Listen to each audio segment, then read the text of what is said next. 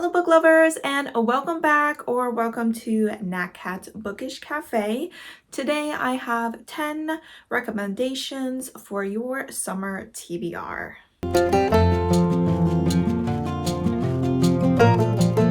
Alright, so this video is coming out a little later than I wanted, but I kept getting pushed back and it is now after June 21st, so we are officially in summer. But I still wanted to give you guys some recommendations to read this summer. I have 10 books total, 5 that I own physically and 5 that I listen to via audiobook. So as I have often done in the past with videos like this, I'm going to do a physical book and then an audiobook, and we'll just bounce back and forth. I'll give you a quick synopsis and why I chose this book, but I'm going to try and keep this video relatively short because knowing myself, I start to babble and then this turns into like a 40-minute video, which we don't want. So without further ado, we're going to just dive right in. All right, so we're going to start with one of my physical books, and that is The Martian by Andy Weir. This is a sci-fi story following a man who gets left behind on Mars because his team thinks that he was killed during a sandstorm. So they had to evacuate, and he was kind of blown away. And his systems kind of shut down, making them think that he had died, and so they leave reluctantly without him. However, he does survive and so sets out on a journey on trying to survive for many days, many months until his team can send a rescue mission his way. I think Andy Weir is a very popular science author. A lot of people really enjoy The Martian. They also really enjoy his other book, Hail Mary, which I have not read yet. However, if you're looking to get into a bit harder sci-fi, I think that Andy Weir does a really great job of explaining really complex scenarios in kind of layman terms where the everyday person understands at least surface level what the heck is going on.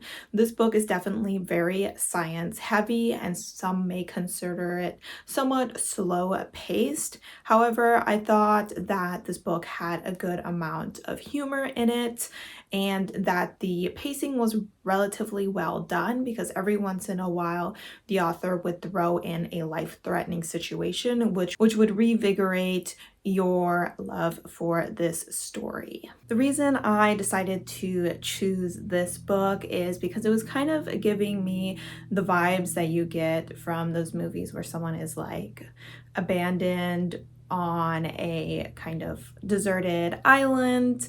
They're out on their own. They need to be able to survive until rescue comes. Obviously, that doesn't only happen in the summertime or anything, but it just gives summer vibes. So that's why I think you should consider checking out this sci-fi. My next recommendation is a YA contemporary, and that is I'll Be the One by Layla Lee.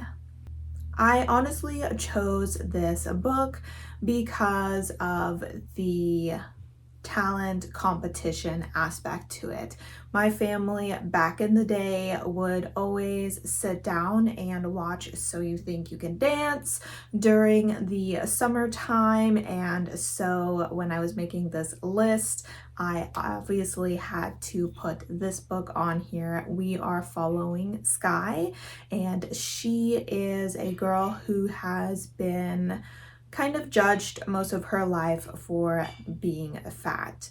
She loves to sing and dance and is Korean and therefore loves K-pop. So when a K-pop competition comes to LA, she goes ahead and auditions. Not only does she audition for the singing portion, but also the dancing portion, which a lot of people are not happy about because they feel that someone who is overweight should not be dancing.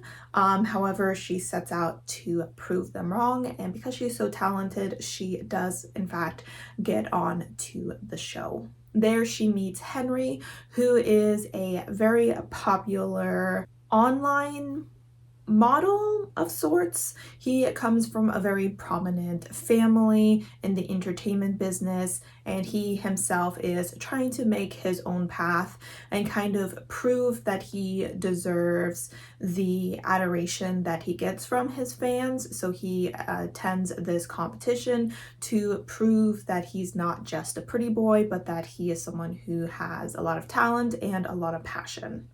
The two of them end up bonding and forming a friendship, which eventually turns into more.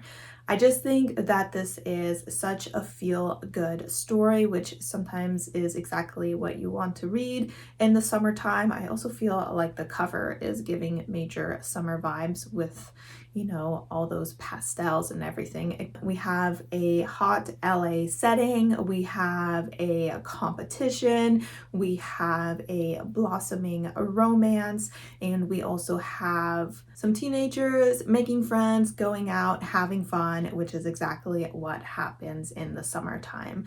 I think that this book does a good job of handling some of the issues that people who are fat face, and this book also focuses on bullying that they have to deal with, not just from outsiders, but also from within their own families. So I think that this is a good balance of important discussions as well as just a good fun time. Book number 3 is going to be Act Your Age, Eve Brown by Talia Hibbert. Talia Hibbert is an author that I really enjoy. I have read all 3 of the books in the Brown Sisters trilogy. However, Act Your Age, Eve Brown ended up being my favorite. In this book, we are following Eve, and she is kind of someone who is floating through life. She's kind of bouncing from one hobby to another. She can't hold down a job because she loses interest really quickly, and one day her parents say, enough is enough. We're gonna cut you off until you can sit down and kind of get your life together and find your place and get a job and get some responsibility.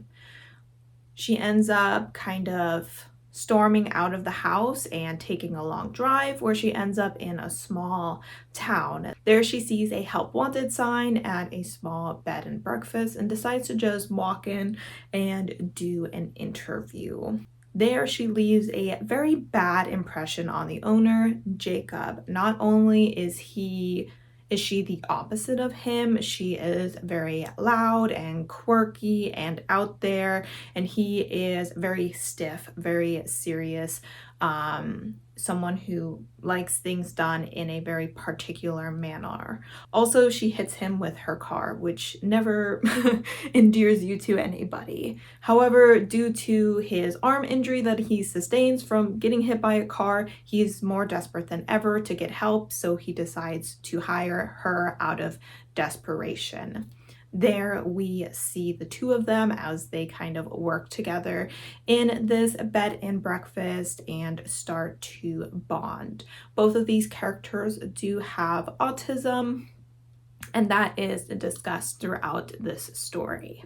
The reason that this is perfect for the summer is honestly the setting. It's a bed and breakfast. I mean, going to a bed and breakfast is fun any time of the year, but a lot of us do wait until the summer to take our trips because the kids are out of school. And so this is kind of a vacation destination setting. I also think that small town vibes are good for the summertime. They're cute and they're cozy, and you know, you can go out and get yourself an ice cream cone kind of situation. This romance is also very hot as well, so we all enjoy a good steamy romance on a hot summer day. The next book I want to recommend is a YA kind of suspense thriller situation, and that is Cherished Farah by Bethany Morrow. Not only do we have 2 girls sitting by a pool on a cover, which is giving major summer vibes, but this book also takes place, I believe, unless I got it wrong, for the most part, over their summer break. In this book, we are following the point of view of Farah, who is friends with Cherish. Cherish and Farah are the two Black girls in their school. However, Cherish is the adopted daughter of two wealthy white parents, while Farah is the daughter of two Black parents who are currently facing some financial difficulties. After Farah's family loses their home, she goes to live with Cherish for a while her parents figure things out. Cherish and Farah have a very interesting relationship. One thing I will say is that Farah is possibly a bit of a sociopath, a bit of a psychopath kind of a situation. She is someone who needs to be in control of every situation that she is in, which makes her not the best friend. However, Cherish is someone who seems to be very impressionable, so that makes her the perfect partner for Farah. I really am suggesting this book because of the big part that the pool plays in this story.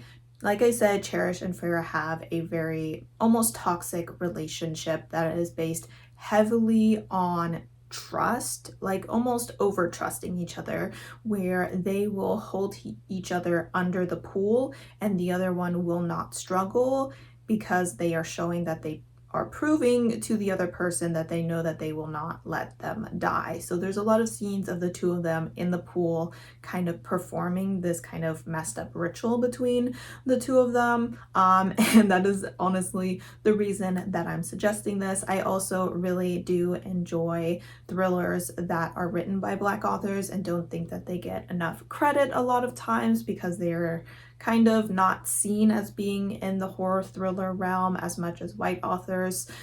So I always want to go ahead and push these as much as possible. The next book I'm going to recommend was one of my top books of 2022. I believe it was in my top 4, and that is 7 Days in June by Tia Williams. Did I select this because it has the word June in it?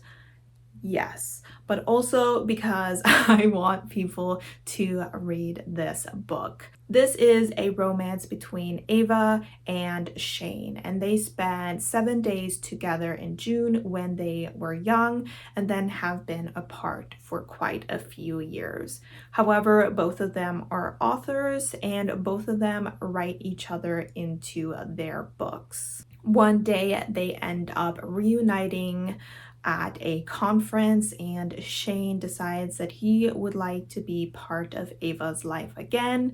He was the one who had left all those years ago, so he is trying to prove to Ava that he is someone that she would want in her life. This is one of those romances that I really enjoy because there's so much going on around the romance. There are certainly situations where I like a book that focuses primarily on a romance, but oftentimes I enjoy books where it leans a little bit towards literary fiction as well.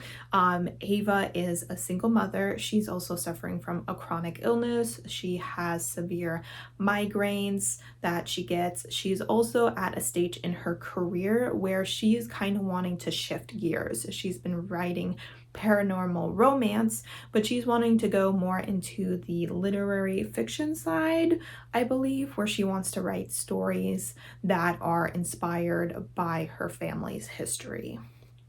Shane, on the other hand, has been writing literary fiction this entire time and has been very successful at it, but he is wanting to focus more on teaching at this point in his life and helping underprivileged Black youths in poorer communities. The few days that Shane and Ava spent together were very unhealthy. There was a lot of drugs and drinking, and Shane himself is a recovering alcoholic. So we do have a lot of stuff going on in this book. The romance is so addictive and so well written, but the author also did a really great job of making sure that the two characters spend some time healing away from each other so that they don't have a dependency relationship going on. This is definitely a romance I will continue recommending, and I think you should pick it up in the summer because it has one of the summer months in the title. All right, so the next book I'm recommending is actually a duology, and I did listen to the audiobooks of these. However, I own the first book, or technically I gifted it to my sister, so she owns it, but I stole it for this video. And that is We Hunt the Flames and We Free the Stars, I believe is in the second book of this duology by Hafsa Fazal. And in this book, we are following Saphira, and she is a hunter in a small village that is struggling to get enough food because it resides at the edge of a dark forest that usually when you go into it you just never come back, or if you do, you come back changed and slightly mad. Saphira, on the other hand, seems to be able to walk into this forest, hunt, and then come back completely fine. However, she lives in a society where this is unacceptable for women. They're not supposed to be hunting, so she pretends to be a man.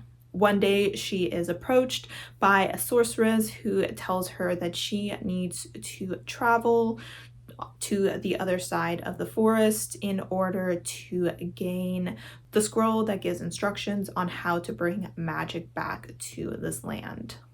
Many years ago, this land lost magic, and that's why it's kind of crumbling, and she wants to find the scroll so that life can be better for her people.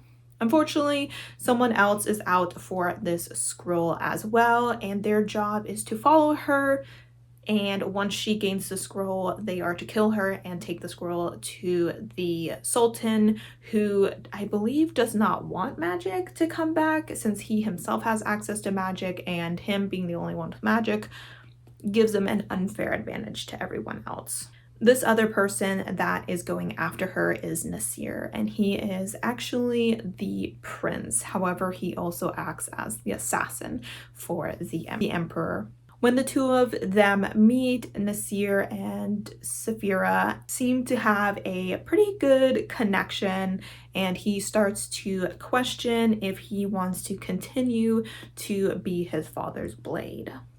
I have to admit, I did not love the first book. In fact, I think I read the first 100 pages of it physically and then ended up putting it down and just didn't pick it up for like weeks at a time until I eventually decided to listen to the audiobook. I felt that the first part, the majority of this book, was just too slow going. However, in the last few pages, it definitely picked up, and in the second book, things really popped off.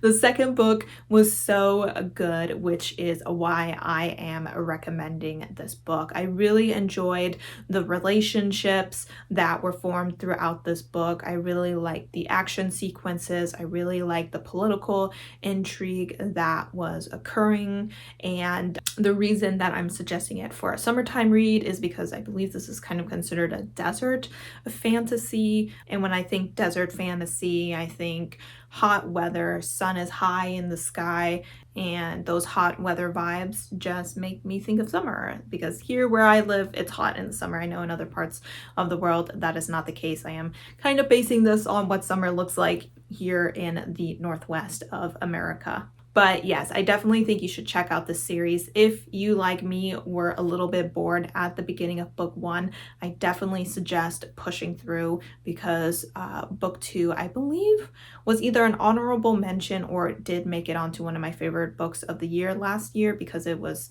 such a pleasant surprise by how much more I liked it than the first book. All right, up next, we have a book from one of my favorite authors, so I always try to get him on one of these lists. In this case, I put How to Be a Normal Person by TJ Klune. This is his contemporary series. A lot of times he kind of has sci-fi fantasy elements to his book.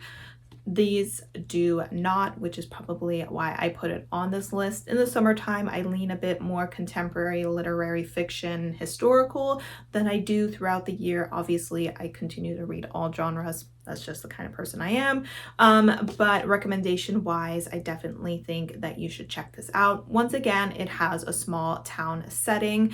I just think those small town vibes with those close connections between neighbors is just something that I really enjoy in the summertime, any time of year really, but especially in the summer. We are following Gustavo, and he runs a video store in this small town.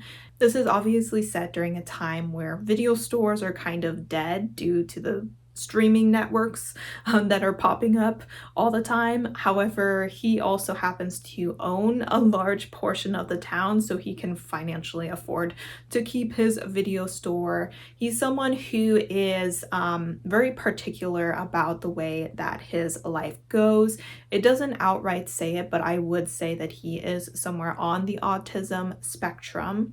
One day he visits his coffee shop that he visits every day, and there's a new man at this counter. And this guy is not the kind of person that Gustavo would usually get on with. He's a bit of a stoner. He's kind of a free spirit kind of person. He's actually a writer and is spending some time there with a coffee shop owner who is his aunt, I believe. And his name is Casey.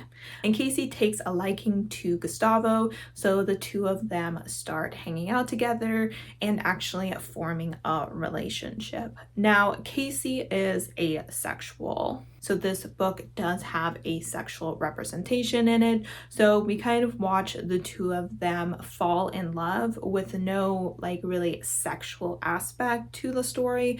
So if you want what you may consider somewhat of a clean romance with like no smut scenes or anything, this is definitely a book worth checking out. The second book, How to Be a Movie Star, also I believe doesn't have any smut scenes in it. The main character in that is demisexual, not asexual, but still on the ace spectrum. I think that this book is perfect for the summer.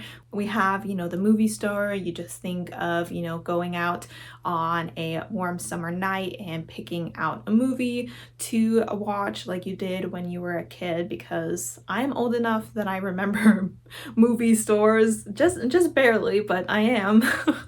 And you're hanging out with your friends and maybe they're stoned, because this guy's definitely stoned. It's got a good amount of humor, but it's also a really sweet story. So I definitely think it's worth checking out, as well as the second book, this summer. My next recommendation I have is Healer of the Water Monster by Brian Young. This is written by an Indigenous author. I know I'm personally always trying to find more books written by Indigenous authors, so I highly recommend this one. This is a middle grade story about Nathan, who decides to spend his summer with his grandmother instead of spending it with his father and his father's new girlfriend. His grandmother kind of lives out in the middle of nowhere, and one day he actually comes across a water monster. So this is a creature that was once in the waters in this area. However, this water monster is sick due to the pollution in the area. So he sets out with some other spirits to the realm where the spirits came from many generations ago to see if he can find a cure for water monster's illness. Obviously, this book is set in the summertime, which makes this a great time to read it. We also have great themes of teamwork. It also has some environmental themes. So if you like reading books with some environmental themes, this book is great for that. It's not super in-depth. It is a middle grade book, but it does touch on it. This book also focuses a lot on accepting change. Nathan is dealing with the fact that his parents are divorced and that his father is moving on from that and starting a new relationship. We also have Nathan's uncle, who is suffering from drug addiction, and he comes to stay with his mother so that he can attempt to get some treatment. So this book also has some good mental health representation, and one of the things I really liked about the way it handled mental health is that it stressed the importance of Indigenous people using their traditional methods mixed side by side with modern Western methods, that going through the ceremonies is an important step, but going to therapy and, if necessary, being placed into a treatment facility is also incredibly beneficial. So there's a lot of studies that show these two working side by side is beneficial, things that I read about while I was in college. So I was really happy to see that in this story. Now, the story is a little bit sad, so just know that if you're hoping for like a really happy story, that may not be the case. It kind of took me by surprise how sad this book got, but it really does at the end of the day focus on new beginnings, which makes it perfect for this new season. All right, second to last book, and that is The Prophets, another sad story. Sorry. So this is a historical book. I don't know if it says what year it takes place. It does take place in America during the time of slavery, and actually sometimes jumps back to even further back in history to Africa for when the white man first showed up. The main point of the story is that we have two slaves, two men, who are usually working in the barn, and the two of them are actually lovers. However, the two of them are obviously trying to keep this secret, but it's not that much of a secret. Throughout the story, we read from a lot of different points of view of people on the plantation, and we kind of see how their life revolves around these two men in some way, and we kind of get these men's lives through other people's points of view. I mean, we do get these men's points of view every once in a while, but for a lot of it, we really do see them from the outside. We also kind of follow a tribe that was celebrating a wedding between two men when the white people showed up, and we're kind of like, what are you doing? That's wrong. And then eventually end up taking out this tribe and bringing their people to America to be slaves. This story obviously is very heartbreaking. It's very beautifully written. I mean, I do think that it probably has quite a bit of religious themes to it that went over my head, just because I myself am not at all immersed in the religious community. But I also thought this was an incredibly moving and complex story. I have to admit, I don't know why I put this on this list. I made this list so long ago, but you know, it's an incredible story. I personally read it in the summer. I actually listened to the audiobook and read the book side by side. That's just something I sometimes like to do, especially when people have heavy dialects, which, since we are way back in the day following slaves on a plantation, obviously they speak a lot different than I do nowadays. So it was just a more enjoyable experience for me to listen to someone else read the story to me. So I do highly suggest checking out the audiobook for this.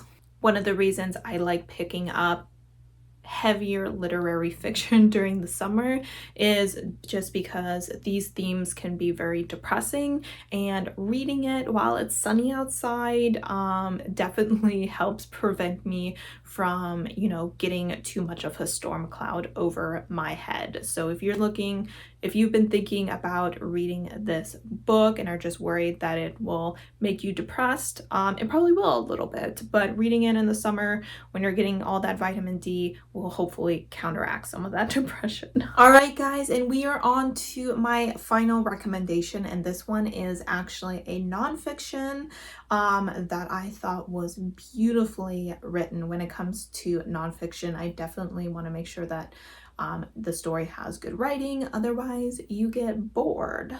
So this book is called The Devil's Highway by Luis Alberto Uri.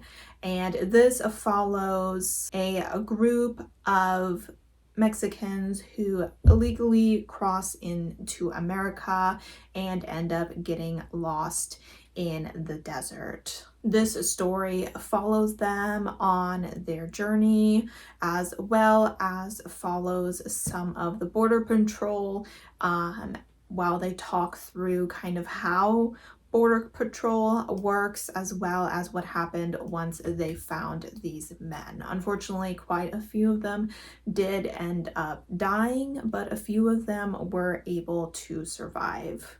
This story was incredibly interesting because I actually learned quite a bit about it when it comes to Border Patrol, as well as the way that the coyote system works. The coyotes are the ones that families pay to bring over family members. The people that were in this group were looking to cross into America so that they could work seasonally, kind of in the Florida area, I believe.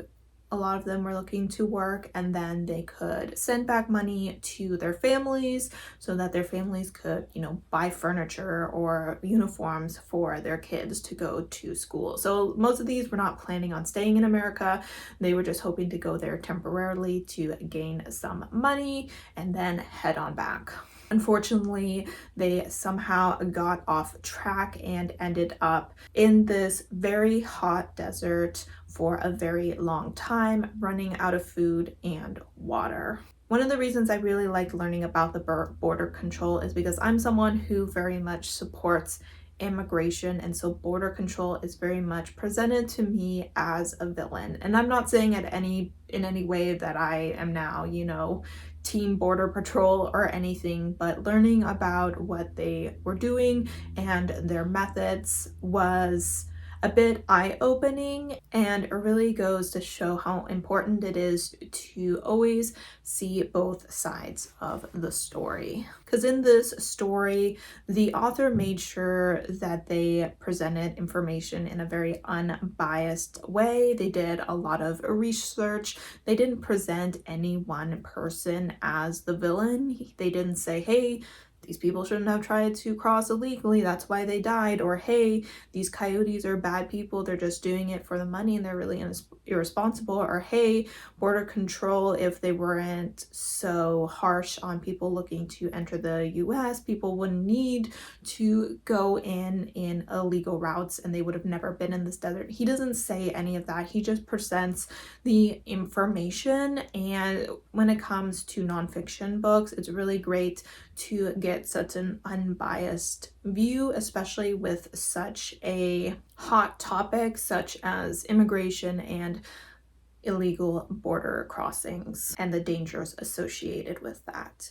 So like I said, this story was really beautifully written. Like, this guy, some of these lines, I almost want to buy the book physically so that I can underline him. It was almost poetic in certain parts. So I definitely think that this is a book worth checking out if you want to learn about this specific system and also start to learn a little bit about the way that the Border Patrol works, as well as the coyote system.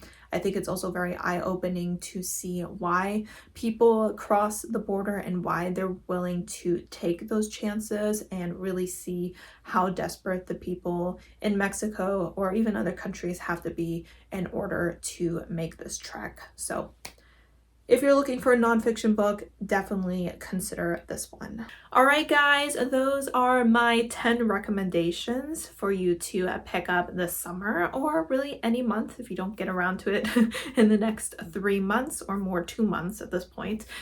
Let me know down below some books you're hoping to read this summer, or that you like to recommend people to read in the summer. I, of course, am always looking for books to add to my massive TBR.